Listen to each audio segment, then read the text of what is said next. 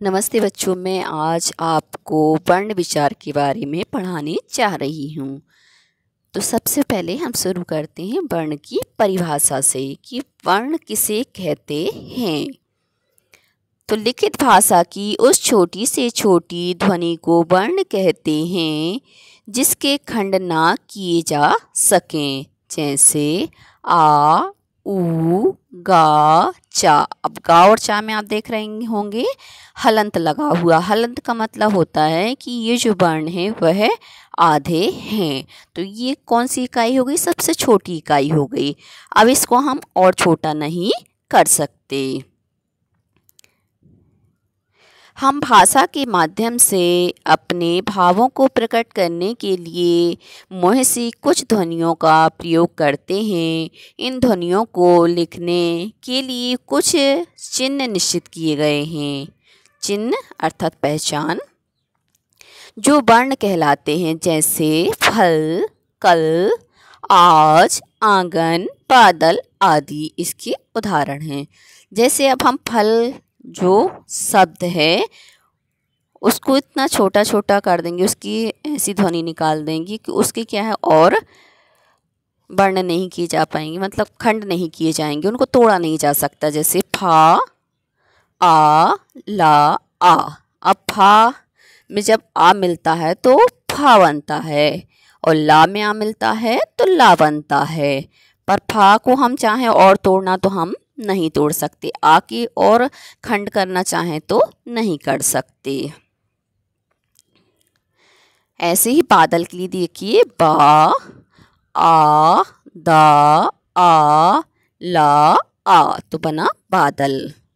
उपयुक्त शब्दों में प्रयुक्त फल तथा बादल आदि ऐसी ध्वनियाँ हैं जिनके इससे अधिक खंड नहीं किए जा सकते हैं। ये मूल ध्वनियाँ हैं, ये ही वर्ण हैं। मूल ध्वनि को ही हम क्या कहते हैं? वर्ण। वर्ण वह मूल ध्वनि है जिसके और टुकड़े नहीं किए जा सकते हैं। इन वर्णों का व्यवस्थित व क्रमबद्ध रूप वर्णमाला कहलाता है। मतलब इनका जो व्यवस्थित रूप होता है वर्णों का, उसे ही हम क्या कहते हैं? वर्णमाला। जैसे आपने देखोगे हम बोलते फूलमाला, तो उसमें क्या है, जो फूल होते हैं एक के बाद एक गुत्थे रहते हैं, तो हम उसको फूलमाला कहते हैं। ऐसे ही यहाँ पे जो वर्ण है वह व्यवस्थित रूप से एक दूसरे में गुथे हुए हैं, तो इसको हम बोलते हैं वर्णमाला। अब आते हैं वर्णमाला। तो हिंदी की वर्णमाला निम्न प्रकार है। सबसे पहले हम देखेंगे स्वर। स्वर में आ, ई, ऊ, री, ए, ऐ, ओ, औ। ये हमारे 11 स्वर हो गए। इन 11 स्वरों के साथ 2 अयोग वाह होते हैं जिसको हम अम और अह के नाम से जानते हैं। अब आते हैं हम व्यंजन पर। का, खा, गा, घ, इंग, चा, छा, जा, झ, ञ, टा, ठा, ढा, ढा, ण, ता, था, दा, धा, ना, पा, फा, बा, भा, मा, या, रा, ला, वा, शा, सा, हा। तो ऐसे हमारे क्या हो गए? व्यंजन हो गए। यहाँ पर व्यंजनों की संख्या 35 दी है, क्योंकि ड में जो नीचे बिंदी लगी है वो उसको भी जोड़ लिया और ढ जिसमें बिंदी लगी है उसको भी यहाँ पर काउंट किया गया है। तो इस प्रकार से हमारे व्यंजनों की संख्या कितनी हो गई? 35। वैसे 33 थी, 33 में क्या है, हमने 2 ये जोड़ दिए तो 35 हो गई। वर्णों के भेद, जो हम वर्ण पढ़ रहे हैं उनके भेद पढ़ेंगे यहाँ पर कि कितने होते हैं और कौन कौन से होते हैं। तो वर्णों के 2 भेद होते हैं। पहला होता है स्वर, दूसरा होता है व्यंजन। स्वर, जिन वर्णों का उच्चारण बिना किसी दूसरे वर्ण की सहायता लिए हो जाता है वे स्वर कहलाते हैं। ये वर्ण स्वतः बोले जाते हैं और इनकी संख्या 11 है। फिर है स्वरों के भेद। उच्चारण की दृष्टि से स्वरों के भेद हैं। ह्रस्व स्वर, दीर्घ स्वर और प्लुत स्वर। ह्रस्व का मतलब होता है छोटा, दीर्घ का मतलब होता है बड़ा, और प्लुत मतलब जिसको बोलने में थोड़ा ज़्यादा समय लगता है, तिगुना समय कह सकते हैं हम। ह्रस्व स्वर, जिन स्वरों के उच्चारण में कम समय, एक मात्रा काल लगता है और जो खींचकर नहीं बोले जाते हैं, उन्हें ह्रस्व स्वर कहा जाता है। हिंदी में आ, ई, ऊ, री, ये 4 ह्रस्व स्वर हैं। मतलब इनको बोलने में कम समय लगता है या कम मात्रा में ये क्या है बोल दिए जाते हैं, इस कारण से इनको ह्रस्व कहते हैं। दीर्घ स्वर, जिन स्वरों के उच्चारण में ह्रस्व से दुगना समय लगता है तथा जिन्हें कुछ खींच कर बोला जाता है, उन्हें दीर्घ स्वर कहा जाता है। हिंदी में आ, ई, ऊ, ए, ऐ, ओ, औ, ये 7 दीर्घ स्वर हैं। अब इनको क्या लग रहा है, ह्रस्व की अपेक्षा से बोलने में दुगना समय लग रहा है, इसलिए ये क्या हो गए दीर्घ स्वर। प्लुत स्वर, जब किसी स्वर के उच्चारण में ह्रस्व से तिगना समय लगे तो उसे प्लुत स्वर कहते हैं। प्लुत के लिए कोई सुनिश्चित संकेत व्यवस्था नहीं है, केवल प्लुत दिखाने के लिए 3 का चिन्ह बना दिया जाता है। जैसे हम लिखते ओम, तो अब क्या हो रहा है, तिगुना समय लग रहा है बोलने में, इस कारण से ये प्लुत स्वर का उच्चारण वेद मंत्रों या प्रार्थना में ही किया जाता है। आप जितने भी मंत्र देखेंगे उन्होंने क्या है, इन्हीं का उच्चारण मिलेगा। बनावट की दृष्टि से स्वरों के भेद, जो बनावट है उसकी दृष्टि से हम क्या स्वरों के भेद देखेंगे। तो बनावट के अनुसार स्वरों के 2 भेद होते हैं, मूल स्वर और संधि स्वर। अब मूल स्वर किसे कहते हैं, तो जिन स्वरों का निर्माण किसी योग से ना हुआ हो वे मूल स्वर कहलाते हैं। मतलब किसी दूसरे के सहयोग से नहीं होता है, योग से नहीं होता, मिलान से नहीं होता है, उसे हम मूल स्वर कहते हैं। ये 4 हैं, आ, ई, ऊ, री। परंतु री को ह्रस्व अब मूल स्वर नहीं माना जाता है, क्योंकि इसका उच्चारण रा व्यंजन ब ई स्वर के योग से हुआ माना जाता है। संधि स्वर, तो संधि स्वर किसे कहते हैं, तो जिन स्वरों का निर्माण मूल स्वरों के योग से होता है वे संधि स्वर कहलाते हैं। ये संख्या में 7 हैं, जैसे आ, ई, ऊ, ए, ऐ, ओ, औ। अब यहाँ पे देखिए कि संधि का मतलब होता है जोड़ना, तो यहाँ पे आ और आ को जोड़ा तो बड़ा आ बन गया, छोटी छोटी को जोड़ा तो बड़ी ई बन गई, छोटा ऊ जोड़ा तो बड़ा ऊ बन गया, और आ और ई को जोड़ा तो ए बन गया, और आ और ए को जोड़ा तो आई बन गया। ऐसे ही आ और ऊ को जोड़ने पर ओ, और आ और ओ को जोड़ने पर औ। इस कारण से इसका नाम पड़ा संधि स्वर। व्यंजन, अब व्यंजन किसे कहते हैं, तो जिन वर्णों का उच्चारण करते समय हवा मुख के साथ,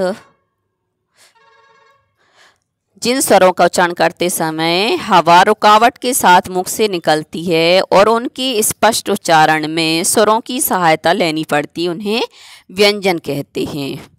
तो जो व्यंजन होते हैं वह बिना स्वर की सहायता के नहीं बनते हैं। कवर्ग, अब कवर्ग एक वर्ग का नाम दिया है जो का से शुरू होता है और इंगा पर खाली होता है। ऐसे चवर्ग दिया है, टवर्ग दिया है, तवर्ग और पवर्ग। तो का, खा, ग, घ, ञ, ये हो गया कवर्ग। च, छ, ज, छ, ञ, चवर्ग। टा, ठा, डा, ढा, णा, टवर्ग। ता, था, दा, धा, ना, तवर्ग। पा, फा, बा, भा, मा, पवर्ग। ये हो गए सब हमारे स्पर्श व्यंजन, क्योंकि हमारी जीभ क्या है, किसी न किसी भाग को स्पर्श करती है, इस कारण से इन व्यंजनों का नाम पड़ा स्पर्श व्यंजन। अब आते हैं अंतस्थ व्यंजन, तो या, रा, ला, वा, इन व्यंजनों का नाम है अंतस्थ व्यंजन। शा, सा, सा, हा, ये हैं ऊष्म व्यंजन, क्योंकि इसमें जो हमारी वायु है वह कैसी निकलती है, गर्म होकर निकलती, इसलिए इनका नाम पड़ा ऊष्म व्यंजन। और अंतस्थ व्यंजन इसलिए नाम पड़ा कि ये अंदर से निकलते हैं, इस कारण से इनका नाम पड़ा अंतस्थ। इनके अतिरिक्त निम्नलिखित भी व्यंजन की श्रेणी में आते हैं ड ढ, जिन्हें हम कहते हैं स्वनिम ध्वनियाँ। फिर आती है संयुक्त व्यंजन छ त्र य श्र। अब है व्यंजनों के भेद। तो व्यंजनों के कितने भेद है? तो व्यंजनों को 3 मुख्य श्रेणियों में बांटा गया है, अर्थात व्यंजनों के 3 भेद हैं। सबसे पहले है स्पर्श व्यंजन। तो इन वर्णों के उच्चारण में जिह्वा मुख के विभिन्न भागों का स्पर्श करती है। जिह्वा अर्थात जीभ, टंग। इसी कारण ये स्पर्श व्यंजन कहलाते हैं। ये का से मा तक हैं। अंतस्थ व्यंजन। इन वर्णों का उच्चारण करते समय श्वास भीतर से बाहर की ओर निकलता है। इन्हें अंतस्थ व्यंजन कहा जाता है। ये 4 हैं या रा ला वा। ऊष्म व्यंजन। इन व्यंजनों के उच्चारण में हवा मुख के विशेष भागों को स्पर्श करने के कारण गर्म हो जाती है, इसलिए इन्हें ऊष्म व्यंजन कहा जाता है। ये भी संख्या में 4 हैं। शा सा सा हा। अन्य भेद। संयुक्त व्यंजन। 2 व्यंजनों के संयोग से बनने वाले वर्ण को संयुक्त व्यंजन कहते हैं। आप परिभाषा में पूछ सकते हैं कि संयुक्त व्यंजन किसे कहते हैं? तो 2 व्यंजनों के संयोग से बनने वाले वर्ण को संयुक्त व्यंजन कहते हैं। ये भी संख्या में 4 हैं। छ त्र य श्र। इनके संयुक्त तथा उससे बनने शब्द निम्नलिखित हैं। जैसे संयुक्त वर्ण का और सा से हमारा छ बनता है और शब्द बनता है क्षत्रिय, कक्षा, क्षेत्र, क्षमा। ता और रा से त्र बनता है तो त्रेता, त्रिगुण, मित्र, अस्त्र आदि। ज और या से ज्ञा बनता है। इसके शब्द हैं ज्ञान, ज्ञानी, ज्ञेय, ज्ञाता। शा और रा से श्र बनता है तो श्रमिक, श्रुति, विश्वास, श्रम। अब आते हैं द्वित्व व्यंजन। तो द्वित्व व्यंजन किसे कहते हैं पहले तो यह जानेंगे। तो समान अर्थ वाले व्यंजन जब शब्द में 2 बार प्रयुक्त हो तो उसे हम द्वित्व व्यंजन कहते हैं। इन व्यंजनों में पहला शब्द स्वर रहित होता है, जैसे डिब्बा। तो आधा बा और पूरा बा तो क्या हो गया? डिब्बा। बल्ला में आधा ला पूरा ला तो हो गया बल्ला। सज्जन में आधा जा पूरा जा। तो ऐसे क्या हो गई? द्वित्व मतलब 2 बार आने के कारण इनको हम द्वित्व व्यंजन कहते हैं। अब है आगत ध्वनियाँ। कुछ स्वर अन्य भाषाओं जैसे अंग्रेजी, अरबी, फारसी, उर्दू से आकर हिंदी भाषा में मिल गए हैं, उन्हें हम आगत ध्वनियाँ कहते हैं। जैसे आप लोग डॉक्टर लिखते हैं ना, तो यह जा, फा, ख, गा। इनमें क्या है? एक बिंदी लगी हुई जिसको हम बोलते हैं नुक्ता। आदि के अर्थ भेद होने के कारण इनका हिंदी भाषा में प्रयोग किए जाने लगा है।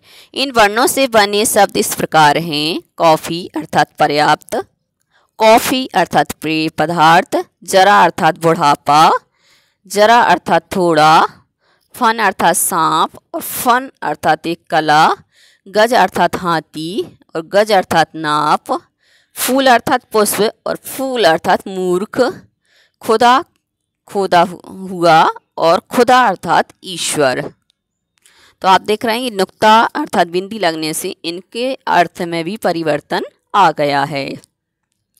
अब आते हैं अयोगवाह।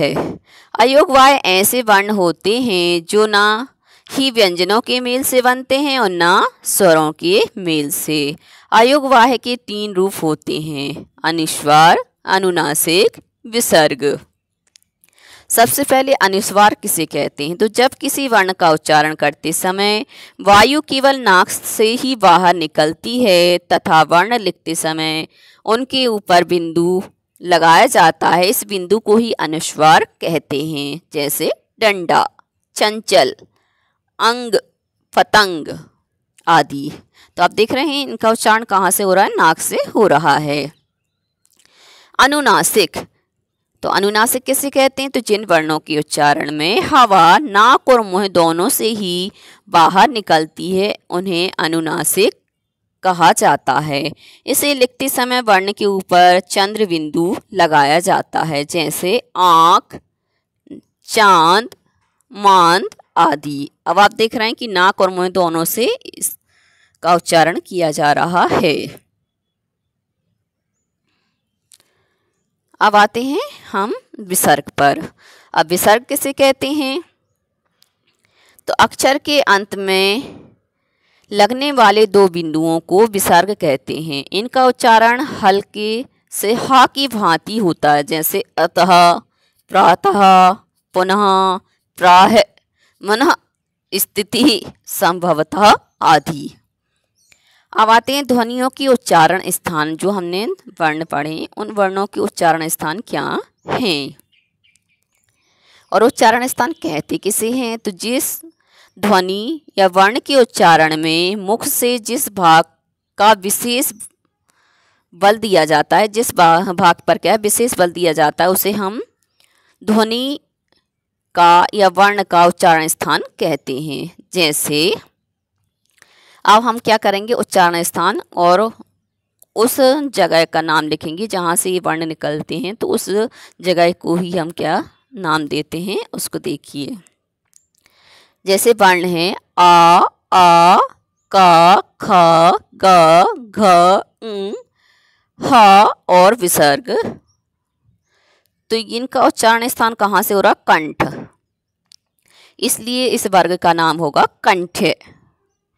फिर दूसरा देखिए ई, चा, छा, जा, झ, या और श। इनका उच्चारण स्थान है तालु। इस कारण से इन वर्ग का नाम हो जाएगा तालब। री, ठ, ठ, ड, ढ, ण, र और श। इनका उच्चारण स्थान है मूर्धा। इस कारण से इस वर्ग का नाम है मूर्धन्य। ला, सा, ता, था, दा, धा और ना। तो इनका उच्चारण स्थान दंत है। तो दंत का होने के कारण इसका जो वर्ग का नाम हो जाएगा वो दंत है। ऊ, पा, फा, बा, भा और मा। तो इनका उच्चारण स्थान है ओष्ठ। इस कारण से इस वर्ग का नाम है ओष्ठ्य। चंद्र बिंदु का उच्चारण इंग, य, ण, न और मा। तो इनका जो उच्चारण स्थान है वह है नासिक, अर्थात नाक से। इसलिए इन वर्ग का नाम है नासिक। ए और आई, तो इनका उच्चारण स्थान कंठ और तालु है, क्योंकि आ का उच्चारण स्थान क्या हो गया? कंठ। और ई का उच्चारण स्थान क्या हो गया? तालु। और जो ए वर्ण है वह कैसे बनता है? आ और ई से बनता है। ऐसे ही आई। इस कारण से इनका जो वर्ग का नाम है वह है कंठ तालब। ओ, औ, तो कंठ और ओष्ठ, तो इसका वर्ग का नाम हो जाएगा कंठोष्ठ। वा और फा, तो दांत और ओष्ठ इनका उच्चारण स्थान है, तो हो जाएगा दंतोष्ठ। अब आते हैं हम प्रयत्न। तो प्रयत्न किसे कहते हैं? तो प्रयत्न का अर्थ है कोशिश या चेष्टा। वर्णों के उच्चारण हेतु मुख द्वारा की जाने वाली चेष्टा यत्न या प्रयत्न कहलाता है। प्रयत्न दो प्रकार का होता है, आभ्यंतर प्रयत्न और बाह्य प्रयत्न। अब आभ्यंतर प्रयत्न किसे कहते हैं? तो वर्णों के उच्चारण से पूर्व जो भीतरी प्रयत्न करना पड़ता है वह आभ्यंतर प्रयत्न कहलाता है। अब बाह्य प्रयत्न किसे कहते हैं? तो वर्णों को बोलते हुए अंत में किए गए प्रयत्न को बाह्य प्रयत्न कहते हैं। अब इसके चार भेद हैं, घोष, अघोष, अल्पप्राण, महाप्राण। तो सबसे पहले घोष किसे कहते हैं? तो जिन वर्णों का उच्चारण करते समय प्राण वायु में प्रकंपन होने के कारण गूंज उत्पन्न होती है उन्हें घोष वर्ण कहते हैं। प्रत्येक वर्ग के सभी अंतिम तीन तीन वर्ण ग, घ, ज, झ, ञ, ड, ढ, ण, द, ध, न, ब, फ, म, या, र, ल, व और आ, ई, उ, री, ए, ऐ, ओ, औ घोष हैं। ये कुल 30 हैं। जो घोष वर्ण हैं वह कितने हैं? 30 हैं। अब अघोष वर्ण, 3 वर्णों के उच्चारण में प्राणवायु में प्रकंपन नहीं होता है। घोष में तो प्रकंपन होता है, ध्वनि निकलती, परंतु इसमें नहीं होती है, इसलिए इन्हें अघोष वर्ण कहते हैं या अघोष कहते हैं। सभी वर्णों के पहले और दूसरे वर्ण अघोष कहलाते, जैसे क ख च छ ट ठ त थ प फ श श स वर्ण अघोष हैं। इनकी संख्या 13 है। अब है अल्प प्राण। तो अल्प प्राण किसे कहते हैं? तो जिन वर्णों के उच्चारण में श्वास वायु कम मात्रा में बाहर निकलती है उन्हें अल्प प्राण कहते हैं। सभी वर्णों का पहला, तीसरा और पांचवा वर्ण क ग य च छ य ट ठ ढ त थ न प फ ब म तथा या रा ला वा और सभी स्वर अल्प प्राण कहलाते हैं। अब है महाप्राण। तो महाप्राण किसे कहते हैं? तो जिन वर्णों के उच्चारण में प्राण वायु अधिक मात्रा में बाहर निकलती है वे महाप्राण कहलाते हैं। प्रत्येक वर्ण का दूसरा और चौथा वर्ण खा, घ, छ, झ, ठ, ढ, थ, ध, फ, भ, श, श, स, ह ये महाप्राण हैं। अब आप देख रहे हैं कि इसमें जो वायु है वह अधिक मात्रा में निकल रही है। अब है वर्ण संयोग। तो वर्ण संयोग किसे कहते हैं? वर्णों के परस्पर मेल को वर्ण संयोग कहते हैं। वर्ण संयोग 2 प्रकार से होता है, व्यंजन का स्वर से संयोग और व्यंजन का व्यंजन से संयोग। संयोग अर्थात मिलान, मिलना। व्यंजन का स्वर से संयोग, स्वरों की सहायता के बिना व्यंजनों का उच्चारण संभव नहीं होता। जब कोई व्यंजन स्वर रहित होता है तब उसके नीचे हलंत लगा दिया जाता है, जैसे क, च आदि। अब आप देख रहे हैं नीचे आड़ी लकीर खींची है, उस आड़ी लकीर को ही हम हलंत कहते हैं।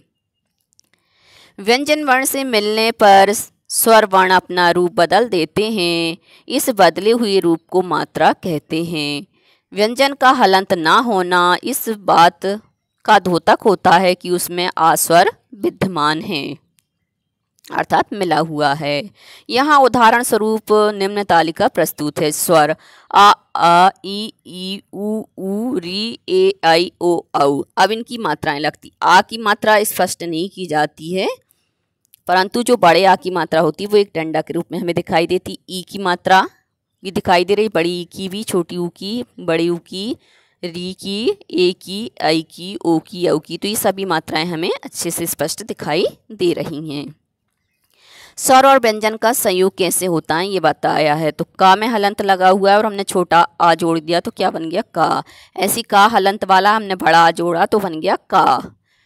का में ई जोड़ी तो की, का में ई बड़ी वाली जोड़ी तो की, का में छोटा ऊ तो कू, का में बड़ा ऊ तो कू, का में री तो क्री, का में ए तो के, और का में आई तो कई, और का में ओ तो को, और का में आऊ तो काऊ। आप जब 12 खड़ी पढ़ते हैं तो 12 खड़ी में क्या है? इसका ही प्रयोग किया जाता है। अब इनसे बनने वाले शब्द जैसे कल, काल, किला, कील, कुल, कूल, कृपा, केला, कैसा, कोई, कौन। अब यहाँ पर विशेष बात जो आपको ध्यान देने योग्य है, तो आ ह्रस्व स्वर का मात्रा चिन्ह नहीं होता है। इससे रहित व्यंजन हलंत लगाकर क, च, ट आदि लिखे जाते हैं तथा आ स्वर सहित व्यंजन क, च, ट आदि रूप में लिखे जाते हैं।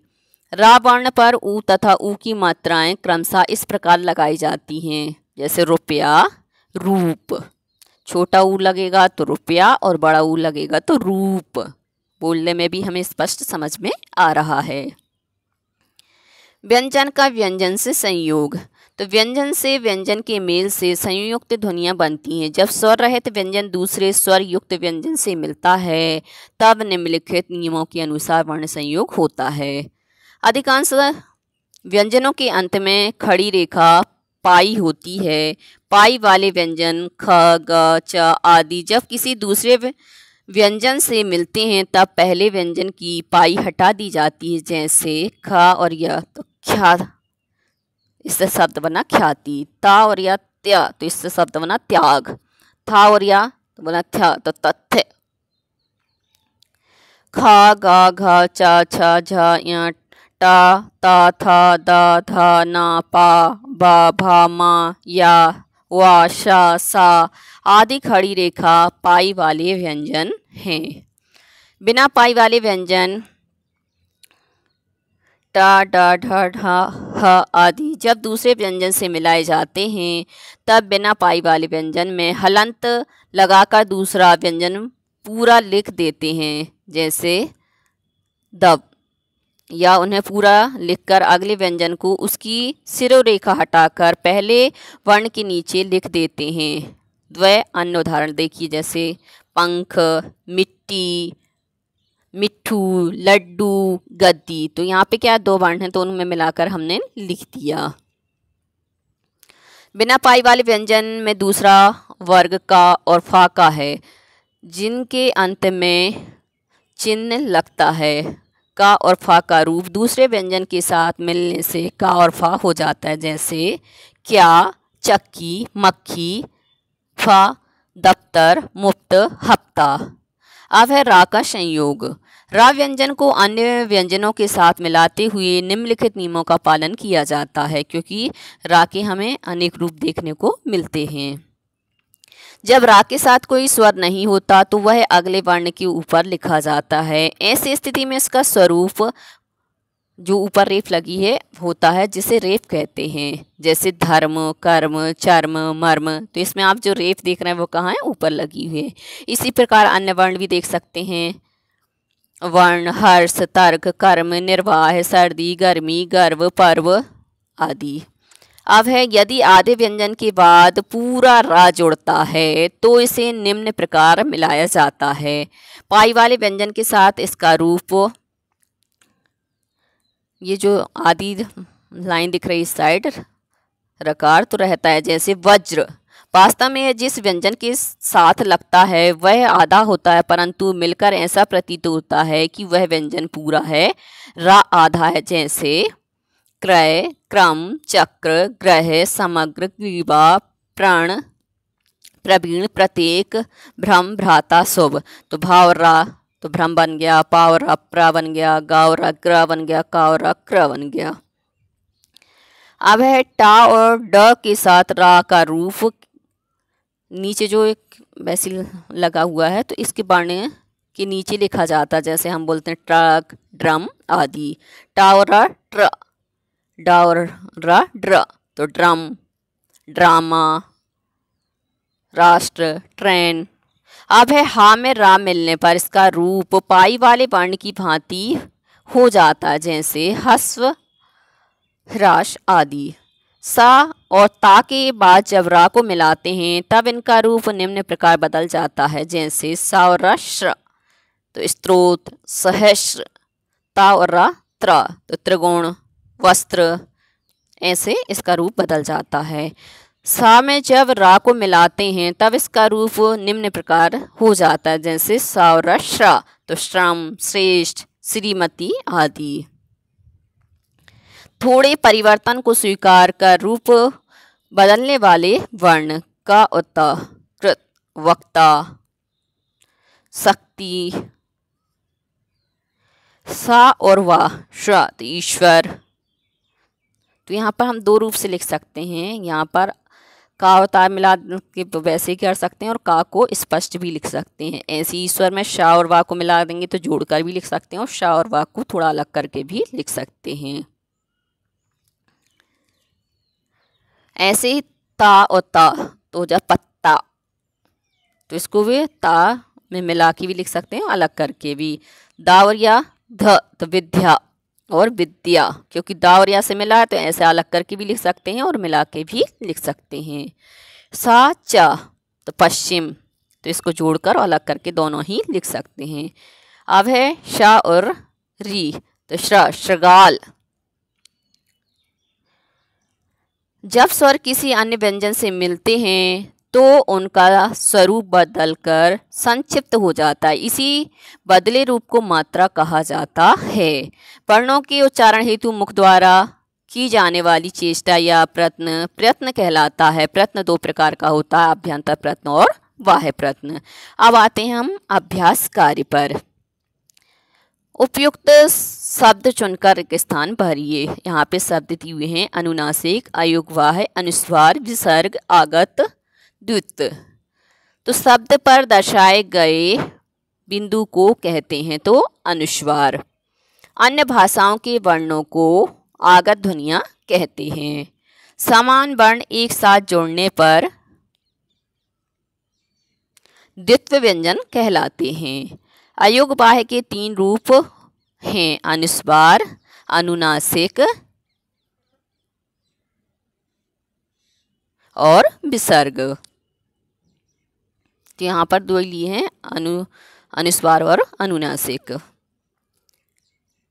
जो वर्ण ना तो स्वरों के मेल से बनते हैं और ना ही व्यंजनों के मेल से, उन्हें कहते हैं अयोगवाह्य।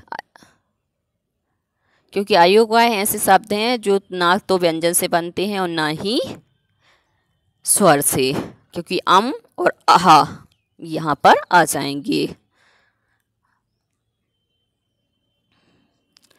अब है सही कथन के सामने सही तथा गलत कथन के सामने गलत लगाइए। वर्ण के 4 भेद होते हैं तो सही। ओम प्लुप्त स्वर कहलाता है सही। ड और ढ अतिरिक्त वर्ण कहलाते हैं सही। जिन वर्णों का उच्चारण स्वरों की सहायता से होता है उन्हें व्यंजन कहते हैं सही। 2 वर्णों के संयोग से बने व्यंजनों को संयुक्त व्यंजन कहते हैं तो सही। ये वर्ण के 4 भेद नहीं आएंगे, इसमें गलत आएगा क्योंकि 2 आएंगे।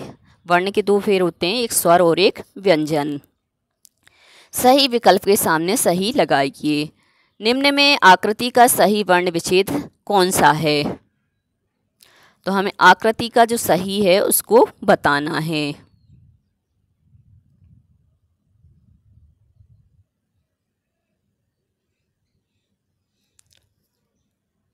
तो यहाँ पे देखिए आ, का, री, ता और ई, तो हो जाएगा आकृति बा वाला आंसर आ जाएगा। निम्न में से कौन से शब्द में द्वित्व व्यंजन का प्रयोग हुआ है? तो यहाँ पे आ जाएगा आपका ढक्कन, क्योंकि का आया है, बाकी मक्खन में क्या का और खा आया है, जबकि हमें द्वित्व निकालना है तो ढक्कन आएगा। निम्न में से कौन से शब्द में आगत ध्वनि का प्रयोग हुआ है? तो टॉफी में। ठीक है। निम्न में से कौन सा कंठ वर्ण है? कंठ अर्थात गले से बोले जाने वाला। हा, पा, ला, तो कहाँ क्या निकलेगा? ह। कंठ से क्या निकल रहा? हा।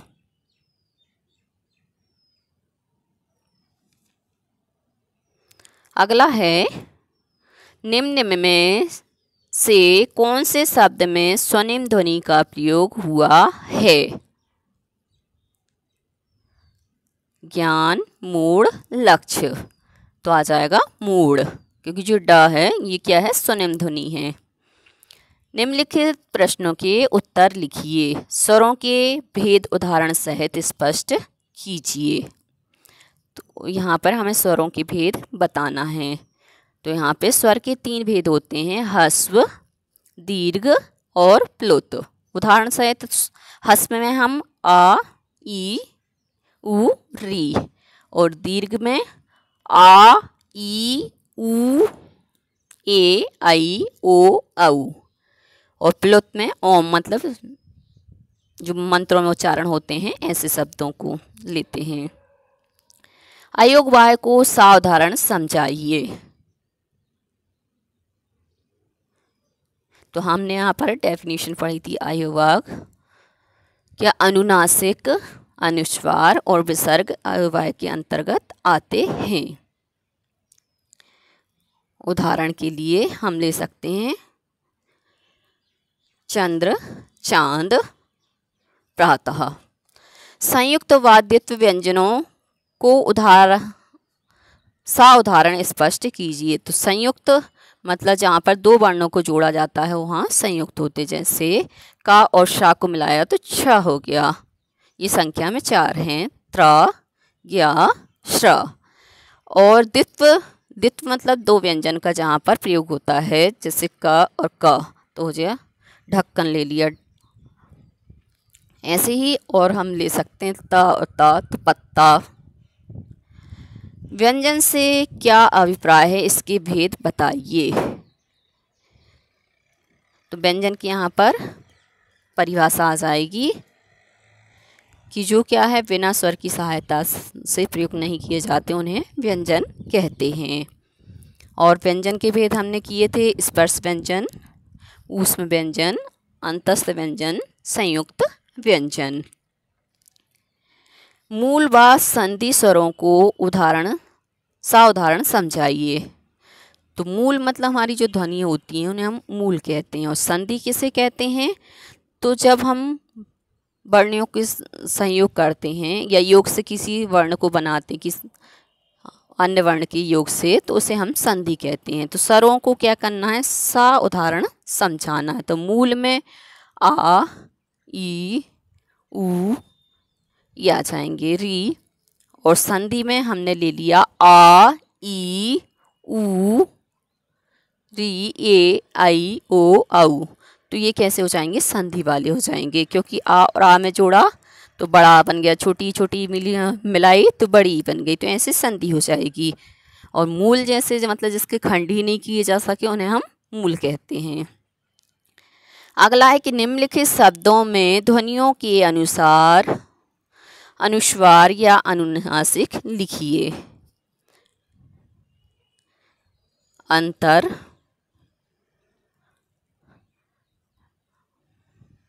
तो यहाँ पे क्या लगा हुआ है, अनुस्वार। अब अनुनासिक लगाएंगे तो अंदर, तो वहाँ पे क्या हो जाएगा, दंत तो हो जाएगा दांत, तांगा तो तंग, बांसुरी बांस, पांच तो पंच, मुँह तो मुँह, सांप,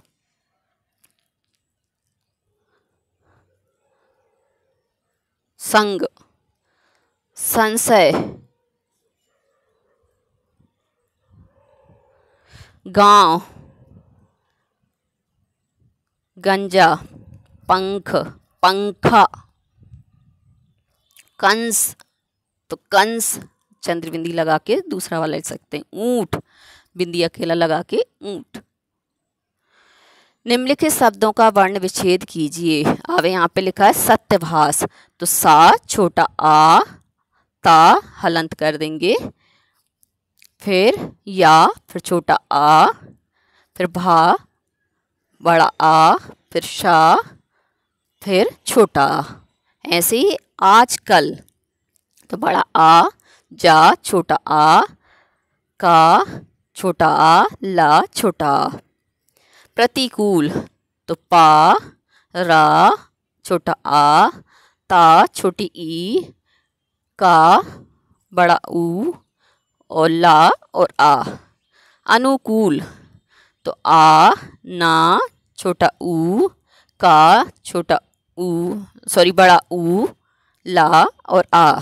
अध्ययन तो आ, ध, या छोटा आ, या छोटा आ, ना छोटा आ, तो हो जाएगा अध्ययन। तो बच्चों आज के लिए सिर्फ इतना ही। यदि आपको हमारा ये वीडियो पसंद आया है तो लाइक कीजिए, शेयर कीजिए, सब्सक्राइब कीजिए तथा इस पाठ से संबंधित कोई भी प्रश्न है तो नीचे कमेंट्स में पूछ लीजिए। धन्यवाद।